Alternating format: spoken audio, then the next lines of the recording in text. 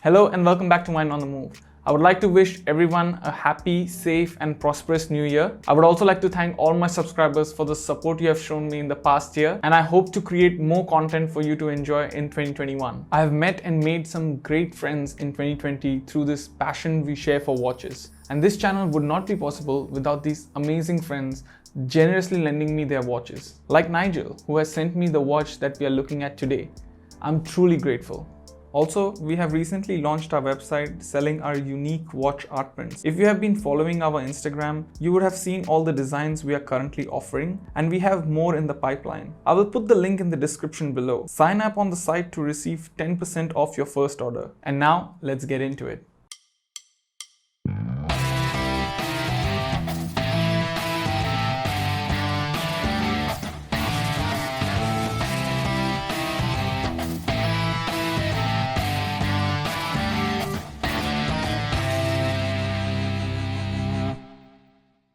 One of the last watch releases and collaboration of 2020 was the G-Shock Reference 6900 by John Mayer, a collaboration between Hodinkee, G-Shock and John Mayer. Mayer is not only a musician but a serious watch collector. He is a perfect collaboration partner for Hodinkee, and his affection for G-Shocks is well known. The sporty and slightly oversized 6900 is one of the most iconic Casio G-Shock timepieces currently in production. It was first launched in 1995 and is still held as the reference that put G-Shock on the fashion and streetwear map. It is perhaps the G-Shock most associated with the 90s. The triple graph dial is instantly recognizable. This was actually the second major collaborative release seen last year for the 6900. We saw a Keith branded limited edition back in February 2020. This particular reference 6900 is inspired by another Casio product, the Casio Tone SK5. According to Mayer, this relatively humble keyboard played a key role in his musical development, and elements of the keyboard's design have been used for the watch, linking two Casio products that are meaningful to Mayer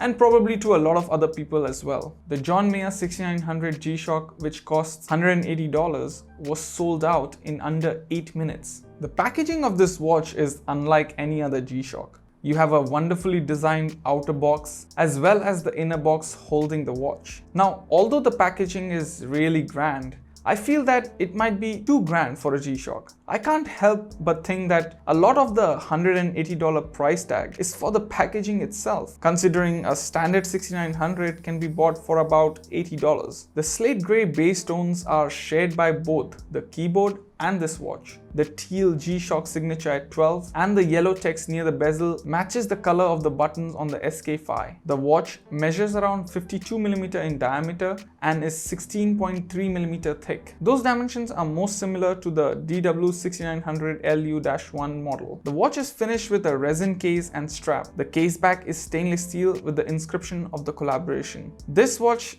definitely has wrist presence to spare, and I do not recommend it for smaller wrists. The thickness, in my opinion, is still okay. Being an enthusiast who loves smaller dials, I have never been the biggest fan of G-Shocks, but this was very comfortable despite being over 50mm in diameter. What doesn't help in terms of the watch looking massive is the strap, which, like many other G-Shock watches, has this shock-resistant feature which probably serves a practical purpose but makes the watch appear even bigger and bulkier. But then again, we are talking about a G-Shock here. The watch houses a Japanese-made quartz movement. In terms of the features, we've got a 24-hour clock, stopwatch, and a 24-hour countdown timer, a multifunctional alarm, and backlight you'd expect on a modern G-Shock. And the watch is water resistant up to 200 meters. Some have criticized this release for being boring or a letdown, and some absolutely love the simplicity of the design. I would say personally, I love the colors that they have used, and I could see myself wearing this. But the normal 6900 being about $100 cheaper might probably be the more reasonable option. Unless you're a huge John Mayer fan and have some personal connection to the keyboard this watch is inspired by. The watch is sold out, as I mentioned earlier, and won't be restocked, as it was always intended to be a limited edition timepiece. If you'd still like to buy it, there are listings online selling the watch over retail, if you don't mind paying a premium. If you enjoyed this, our first video of 2021, smash that like button and also consider subscribing. Follow us on Instagram at Wine on the Move. Until next time, cheers.